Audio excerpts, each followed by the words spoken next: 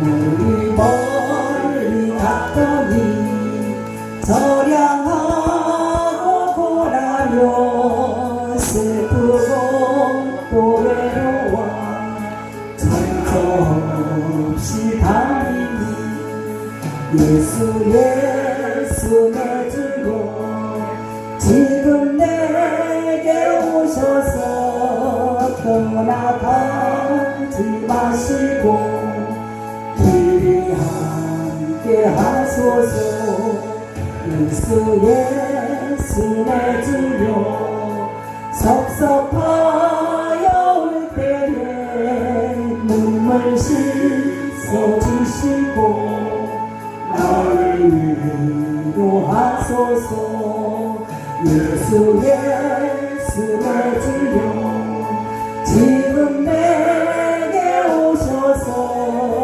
떠나가지 마시고 길이 함께 하소서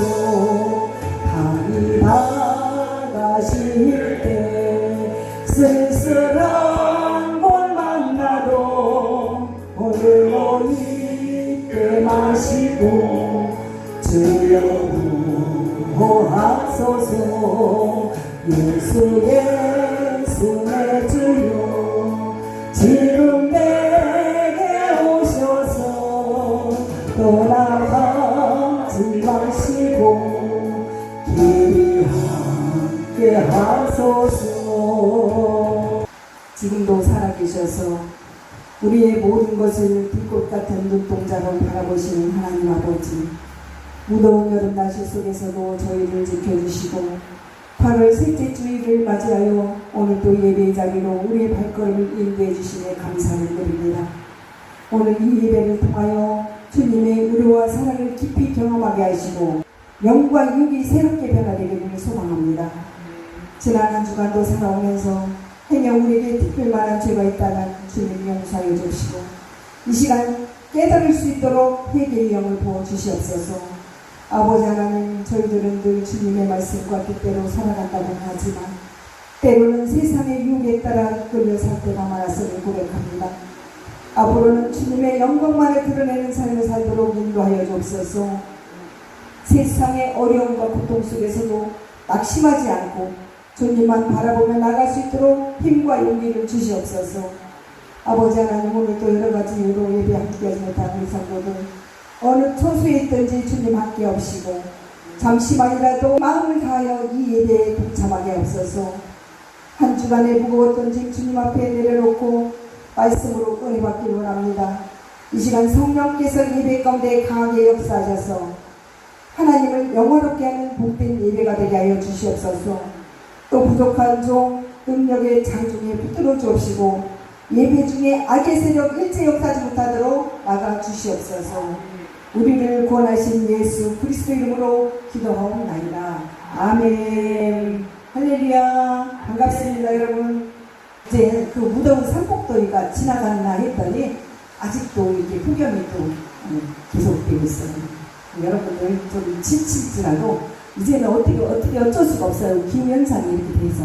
그러니까 더웠다, 시원했다, 또 비가 왔다 막 그러는데 그래도 우리가 이렇게 건강하게 이 시간 지킬 수 있음에 감사하고 오늘도 임마누엘 하나님의 은혜가 저와 여러분 가운데 충만하시기를 축복합니다. 자, 오늘 함께 우리가 나누실 말씀의 주제는 알곡과 쭉정이입니다. 알곡과 쭉정 이 얘기 많이 들으셨죠? 우리 권사님이 기도 많이 할 때마다 알곡과 쭉정 얘기 많이 하시잖아요. 그 알곡과 쭉정이. 그래서 우리 성도님들이 지금 새로운 분들이 많이 있어서 이제는 쉬운 설교를 제가 매일 준비하려고 합니다. 그래서 알곡과 쭉정이가 무엇인가? 오늘 우리가 봉독한 누가복음 3장 17장을 보면은 이 최후의 심판을 행하실 때 알곡과 쭉정이를 구분하여 알곡은 모아들이고 쭉정이는 다 날려버린다고 했어요. 그러면서 어떻게 말씀을 표현했냐면은 손에 키를 들고 자기의 타작마당을 정하게 하사 알곡은 모아 곡간에 들이고 쭉정이는 꺼지지 않는 불에 태우리라. 이 성경에서 알곡과 쭉정이는 뭘 말하냐? 우리의 믿음을 말합니다. 우리의 믿음이 있는 사람인가 없는 사람인가 이걸 표현하는 말이에요. 그래서 믿음이 많은 사람, 믿음이 좋은 사람은 알곡으로 표현을 하고 믿음이 없이 그냥 쭉정이처럼 왔다 갔다 하시는 분들은 쭉정이를 표현을 합니다. 한마디로 하나님 말씀에 순종하며 참된 믿음을 가진 자와 그렇지 못한 자를 가리키는 말입니다. 알곡은 튼튼한 곡식, 구원받을 자를 의미하며 쭉정이는 가짜, 즉 구원받지 못한 자들을 말하는 거예요. 여러분, 우리 신앙 가운데도 겉으로는 신앙생활을 잘하는 것 같지만은 속으로는 세상의 유혹에 이렇게 쉽게 넘어가는 헛된 믿음을 가진 그런 가짜 신앙인들이 많습니다. 예수님께서는 재림하실 때 알곡과 쭉정이를 심판하여 알곡은 북간에 들이고 또 쭉정이는 꺼지지 않는 불에 태운다고 했어요. 올바른 믿음인지 내 임의대로 믿음인지 이것을 우리가 알곡과 쭉정이를 비교하면서 알 수가 있는데, 여러분은 지금 믿음이 알곡이라고 생각합니까? 쭉정이라고 생각합니까? 성도님들은 다 알곡 신자가 된 줄 믿습니다. 알곡과 쭉정이는 어떻게 구별할까? 알곡과 쭉정이는 속을 보면 구별이 됩니다. 겉모습은 유사하지만요, 이 속을 보면 금방 구분이 돼요. 알곡과 쭉정이의 비유는요, 우리가 어떤 삶을 살아야 하는지에 대한 중요한 교훈을 주는데, 진정한 믿음은 삶의 열매로 증명되며 시험과 환난 속에서도 흔들리지 않고 견고한 믿음을 간직한다는 것입니다. 우리 교인들도 마찬가지입니다. 이 쭉정이라는 신자는 말만 앞서요. 그래서 이렇게 봉사를 한다 하더라도 교회에 와서 눈에 띄는 것만 해. 내가 정말 우리 목사님한테 잘 보이려고 좀 봉사 좀 해. 그렇게 하는 사람이 있는가 하면은 진짜 알곡 신자들은 보이지 않게. 알곡과 쭉정이는요, 바람에 날려보면 알 수가 있어요. 환난의 바람이 불면 완전히 표가 납니다.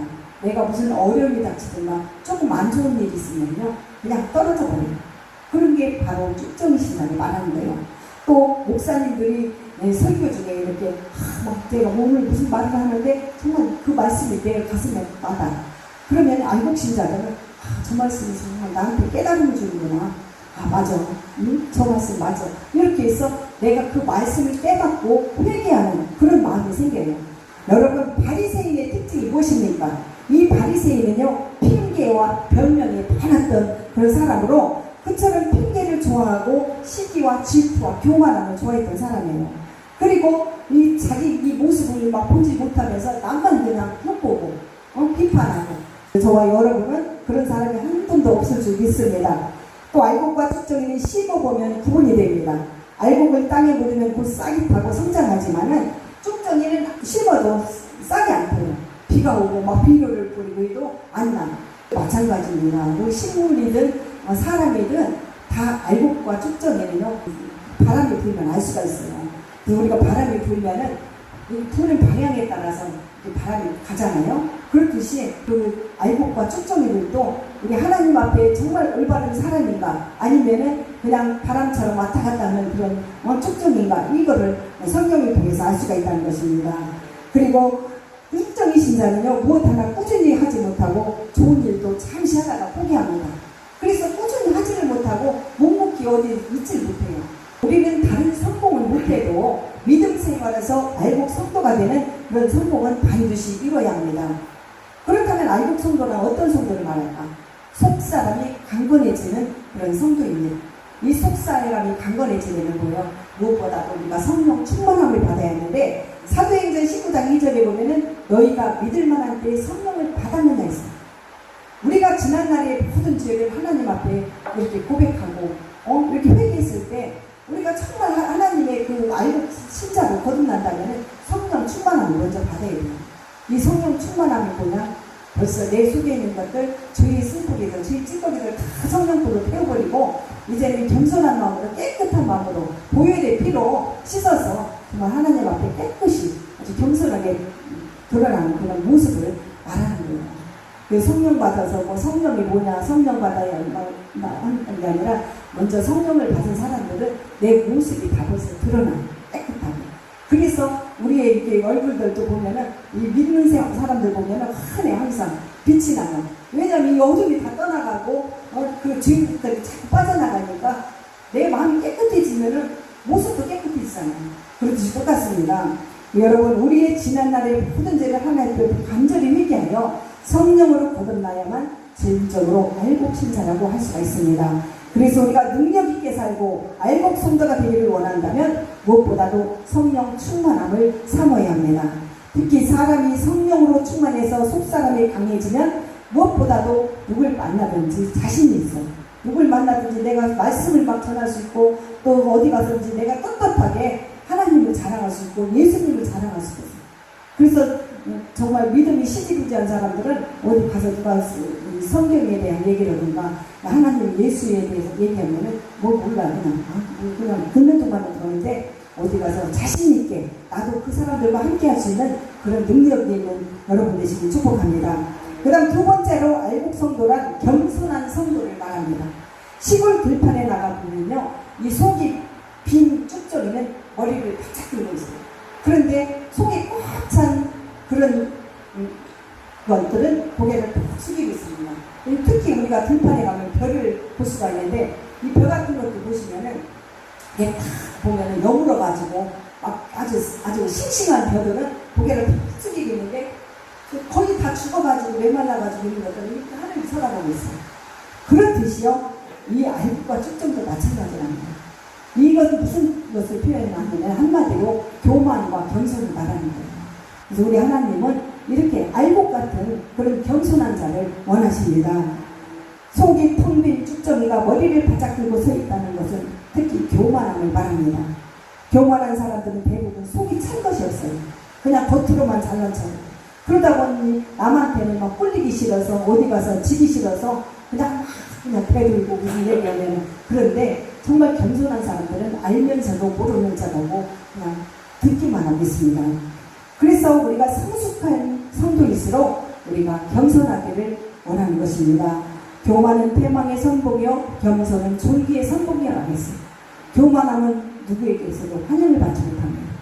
그러나 겸손하면 어딜 가든지 환영받고 대우를 받아요.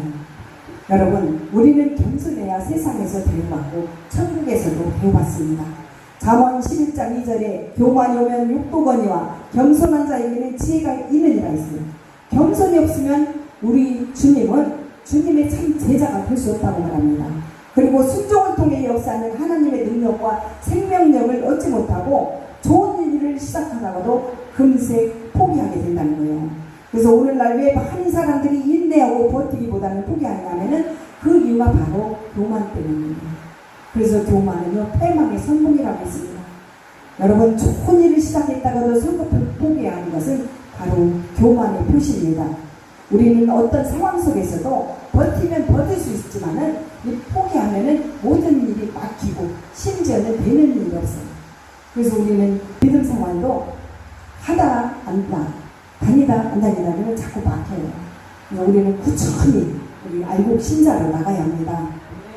오늘 또 우리 교회와 저 여러분은 어떤 일을 맡았든지 그 일을 온전히 이루어드리려는 그런 결심으로 중도에 포기하지 말고 맡은 일을 끝까지 완수하여 겸손한 알곡 성도가 되시기를 축복합니다.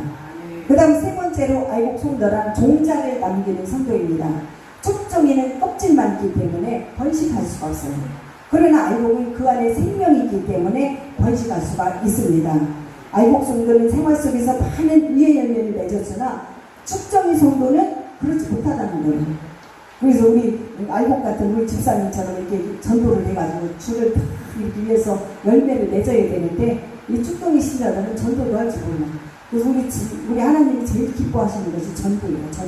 전도 한 영혼을 천하보다 귀하게 여기기 때문에 그 영혼을 이렇게 구원시켜서 주님께로 인도하는 것이 최고입니다. 전도는 남의 영혼도 살리지만 내 영혼도 살립니다. 또 전도가 없으면 내 영혼부터 죽게 되며 또 반면에 전도가 있으면 내 영혼부터 살게 됩니다. 내가 한 영혼을 전도하면 그렇게 기쁠 수가 없어요.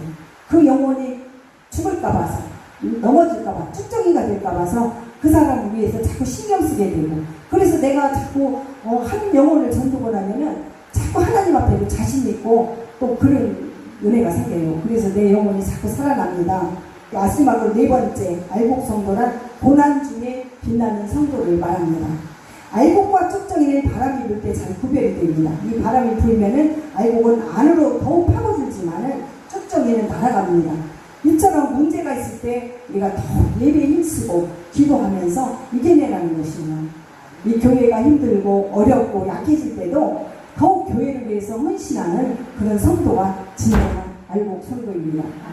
그 사람의 됨됨이를 보면은 우리가 고난 중에 알 수가 있어요. 우리 고난 중에도 성격이 나타나고 그 사람 안에 무엇이 있는가를 놓칠됩니다. 또한 누군가 우리 곁에 있을 때 그 뒤에 무엇이 남았는가에 따라서 그 사람의 인간성이 달라집니다.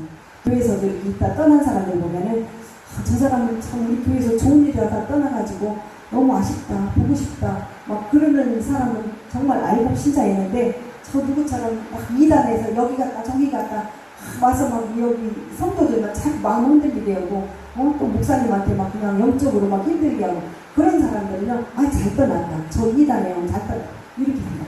그래서 우리는 어딜 가든지 정말 배우받고 인정받으려면은 알곡 신자로 살아야 돼요. 우리 신앙생활하면서 특히 믿는 사람들과 안 믿는 사람들의 차이가 있는데, 이 믿는 사람들은 더더욱 겸손한 마음으로 살아야 합니다. 이 쭉정이 못지않게 또 쌀락이라는 것이 있는데, 이 쌀락이라는 것은 절미라고 하는 그런 부스러진 쌀알로 알곡 표면에 있는 그런 진짜도 아니고 가짜도 아닌 중간에 있는 것. 즉 우리 성도 중에서도 진짜 성도와 가짜 성도, 또 중간에 그냥 와서 바람만 넣는 그런 성도 있잖아요. 그래서 여기 와서 불평하고 저기 와서 불평하고 또 누가 잘하면 그걸 질투하고 이렇게. 이 사람은 쌀락이의 신자라는 거예요. 이런 사람들은.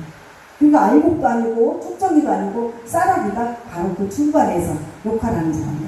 시기 질투 많고 또 여기 가서 이흉보고 저기 가서 이흉보고 이런 사람. 그런 사람들.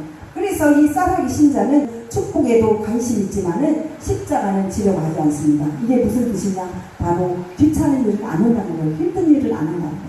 마음이 다른 곳을 향해 있으니까 비판과 불평으로 갈등을 일으키고 순수하게 봉사하는 마음들을 흔드는 사람, 즉 아까 말했듯이 질투 시기들을 일으키는 사람이 바로 쌀락이 신자입니다.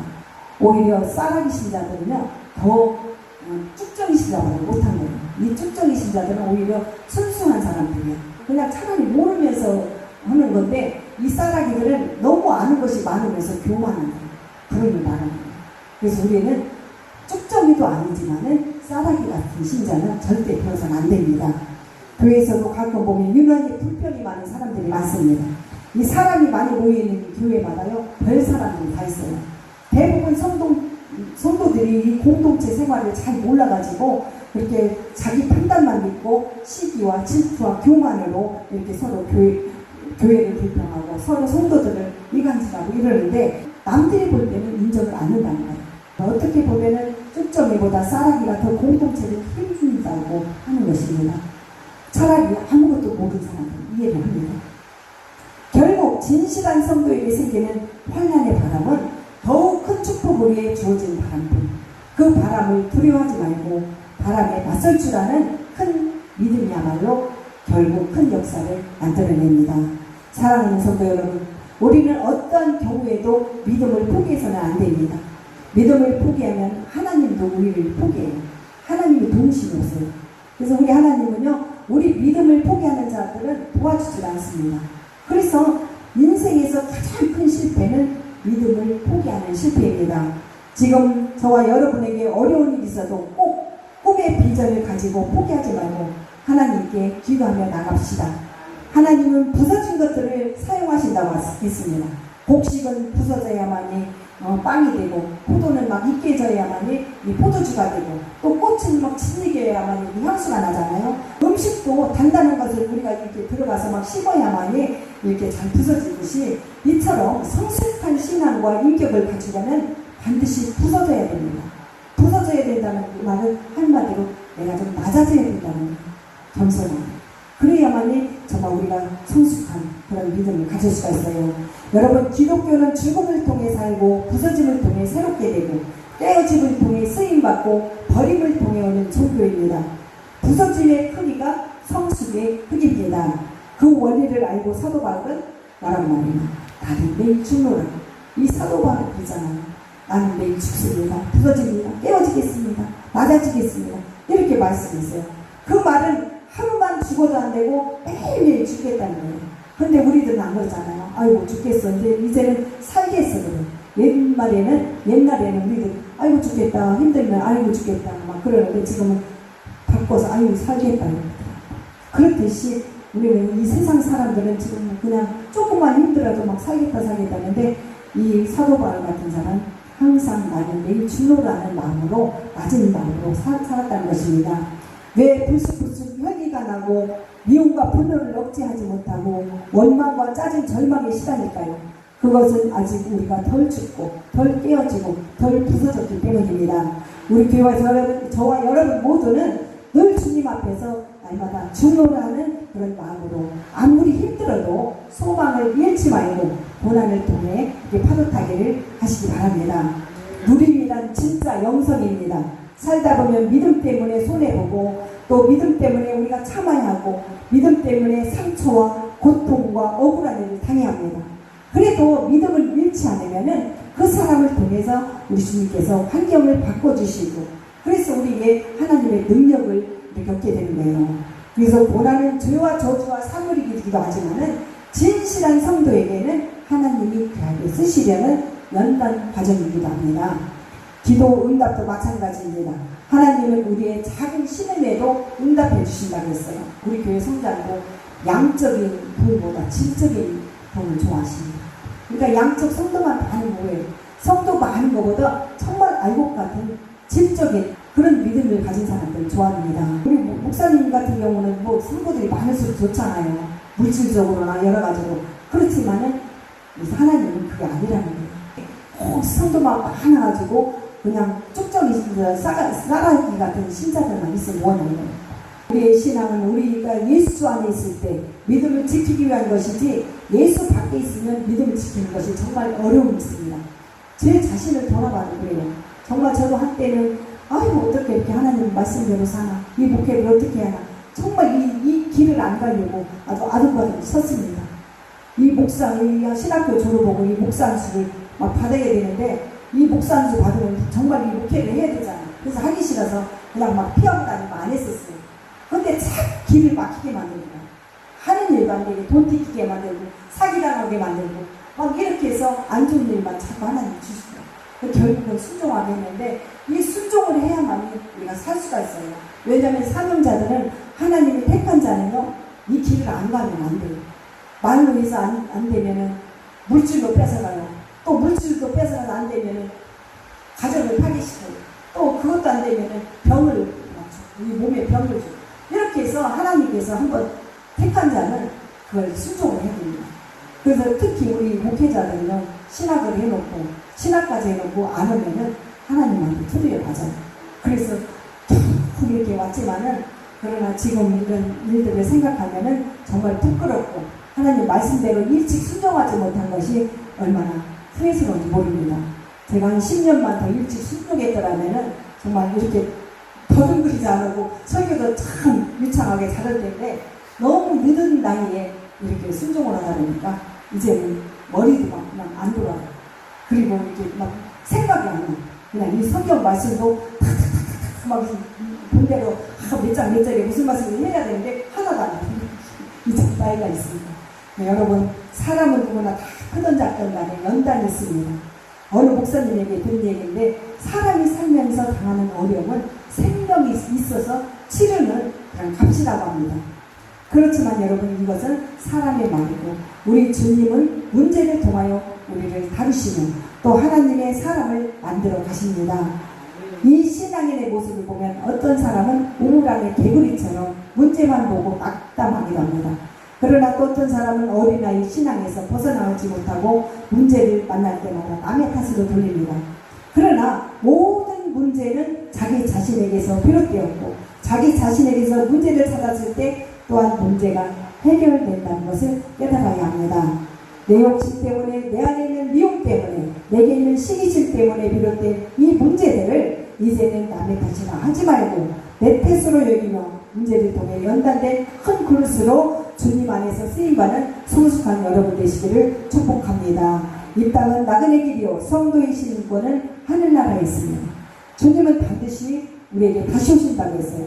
그래서 오늘 저와 여러분이 주님 앞에 섰을 때 어떤 모습으로 주님을 맞이할 것인지 한번 상상해 보시는 것도 내 신앙의 모습을 되돌아보며 올바른 길로 회복되는 그런 좋은 계기가 될 것입니다.